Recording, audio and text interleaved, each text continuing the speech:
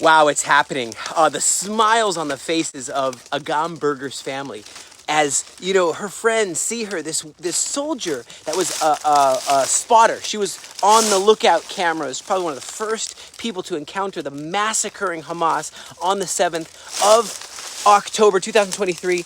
After all this time, 482 days in the clutches of brutal terror, in dungeons of darkness, tunnels of terror, and despair. And now the light is shining in her eyes. It's just so great. I heard also 2 more Israelis. Who are they going to be? Everyone's waiting earnestly to find out. And 5 Thai workers who were helping agriculture in the south. And all her fellow soldiers are saluting her. It's just so beautiful.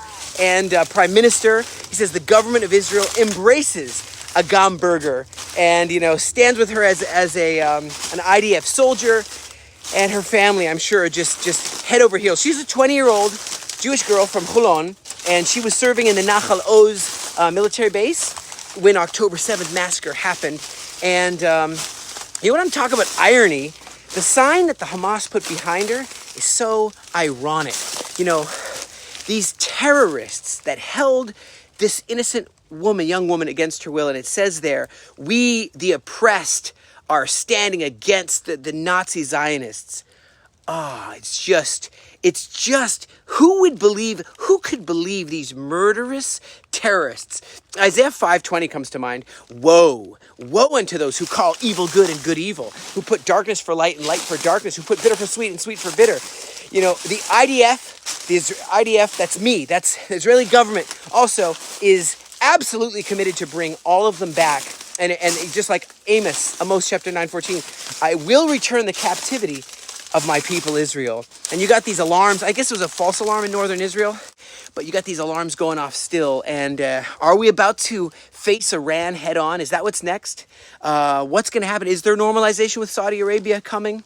I know that was something that we were working on with the Abraham Accords before, but is that next? You know, the royal family, though, the Saudi family of Saudi Arabia said in Riyadh, the ambassador says they want to have a Palestinian state as a prerequisite for normalization of relations with Israel. Who would rule that? That's a really good question. I know we're definitely going to keep ruling the Golan Heights, and we're going to keep ruling over in the Syrian side of Mount Hermon. We're definitely going to do that. We can't leave the fate of the Jewish people in the hands of those rebels or anyone else. And we're going to fortify, and we're going to fortify the border of Gaza even more. Same in Lebanon border. Fortify our air defenses. And I mean, look what's going on in the world. Look at Sydney, Australia. I didn't talk about this, but it is so wild that this bomb. Okay, it was a local synagogue where there was so much a massive bomb with a potential blast radius of 40 meters was found in a caravan at a roadside position, and it was towed away, and so you have a large amount of explosives found, and it was leaked that this caravan owner was leaving his car there, and he was taken into custody, and so it could have been a mass casualty event just because they're praying Jews in the synagogue, you know. And so it's an increasing issue around the world, anti-Semitism, and a need for heightened security. Almost every synagogue has a security guard or police officers or patrol cars. And the same in America, the same around the world. It just shows you the times we live in. However, did I not command you? Joshua 1 verse 9, be strong and of good courage. Don't be afraid. Don't be dismayed. The Lord your God goes with you wherever you go. And we don't trust in UN Refugee Watch Agency. We don't trust in UNIFIL.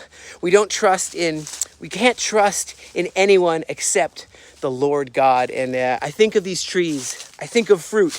We got to bear fruit together in this season. We've got to be able to stand against the darkness, and the light will shine and shine brightly.